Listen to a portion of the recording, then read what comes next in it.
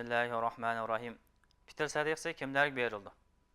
Alloh taolo Tavba surasining 60-oyatida bunday dedi: "Innamas sadaqatu lil fuqara'i val masakin val 'amilina 'alayha val mu'allifati qulubuhum va fir riqabi val gharimina va fi sabilillahi va ibnis sabili faridatan minalloh vallohu alimun hakim."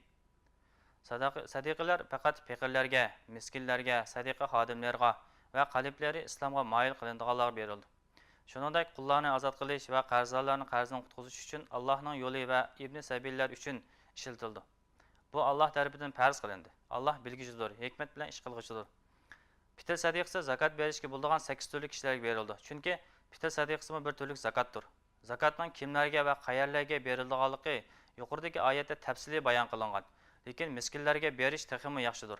Chunki munosabatlik oyatda taomu miskin, ya'ni miskin taomi munosabatlik boshqa hadislar bo'lsa tu'matan lil masakin miskinlarga taom bo'lishi uchun deyildi.